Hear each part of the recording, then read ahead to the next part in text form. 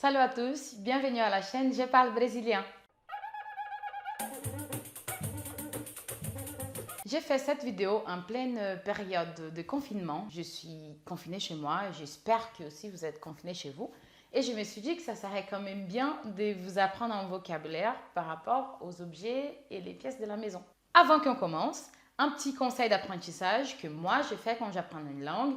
J'ai des amis qui font chez eux aussi et ça marche vraiment. Il suffit juste de prendre un petit post-it et vous écrivez les mots que vous voulez retenir. Dans ces cas, un objet en portugais brésilien.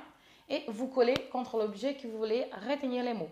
Par exemple, sur cette vidéo, on va apprendre comment on dit porte en portugais. Donc, vous écrivez porte en portugais sur le post-it, vous collez sur une porte chez vous et à chaque fois que vous passez devant la porte et devant les post-it chez vous, vous allez regarder et à force de les regarder, ça va faire en sorte que vous reteniez beaucoup plus vite les mots. D'accord? Donc, allez, c'est parti. Pour parler de la maison, les premiers mots, évidemment, c'est maison. Donc, maison, c'est casa. Casa. Attention, l'accent tonique, c'est sur la première syllabe. Ka. Donc, casa. Ensuite, pour ceux qui habitent dans des appartements, on dit apartamento. Apartamento. Apartamento. Les salons, c'est un mot masculin en français. Par contre, c'est un mot féminin en portugais. Donc, les salons, c'est sala. Sala. La chambre, par contre, en portugais, c'est masculin. Et c'est quarto. Quarto. La cuisine, féminin comme en français, c'est cozinha. Cozinha. Là, on arrive à une différence très marquée entre les maisons brésiliennes et les maisons françaises. Au Brésil, normalement, la salle de bain et les toilettes, ils sont dans la même pièce. Et on appelle ça banheiro. Banheiro. Aussi, une deuxième particularité, c'est assez commun de voir au Brésil des maisons qui possèdent un banheiro privatif, c'est-à-dire des chambres avec une pièce exprès pour la salle de bain et les toilettes. Et on appelle ça des suítes. Suíte. Suíte, au Brésil, c'est une chambre avec une pièce de salle de bain et toilette. L'entrée, on appelle entrada. Entrada. Les couloirs, on dit corredor. Corredor.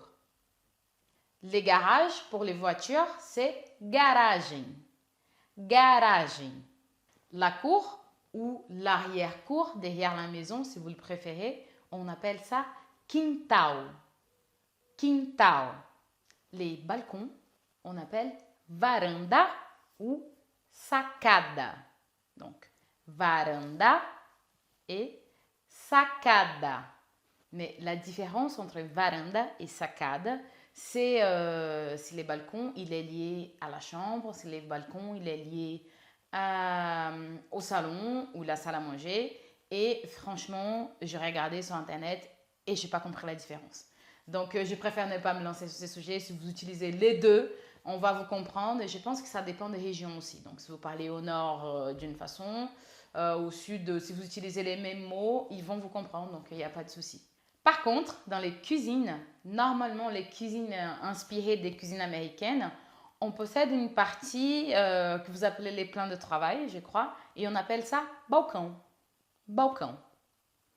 Donc, ne vous trompez pas, si vous dites en portugais brésilien balcão, c'est par rapport à la cuisine et les plans de travail de la cuisine.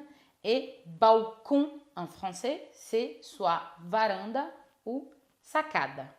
La terrasse, on appelle terraço, terraço, et c'est la partie de la maison que se trouve au-dessus de la maison. Donc, j'imagine que pour vous, c'est l'équivalent de toit terrasse. Toit terrasse. Si votre chambre est à l'étage ou pour monter vers votre appartement, il faut monter les escadas. Escadas. Les escaliers, normalement, comme en français, on dit au pluriel. Mais les singuliers, in escalier, c'est escada. Escada. Mais quand vous parlez que vous allez monter, vous montez les escadas. Avec S à la fin du mot. Une fois à l'intérieur, pour rentrer dans les pièces, vous passez par les portes. Porte. Pour faire rentrer la lumière, vous ouvrez les fenêtres. Donc, vous ouvrez les janela. Janela. Une fenêtre, uma janela. Des fenêtres, des janelas. Janelas. Un mur, c'est une parede. Parede. Les sols, c'est chão. Chão. Avec les sons nasales un. Donc, c'est chão. Et les plafonds, c'est les teto. Teto. Voilà, on a eu beaucoup d'informations, donc ça sert à tout pour aujourd'hui. Si vous avez des questions, n'hésitez surtout pas à laisser un commentaire. Si vous avez aimé la vidéo, laissez un petit like, abonnez-vous à la chaîne. Je vous remercie et je vous dis à la prochaine. Ciao!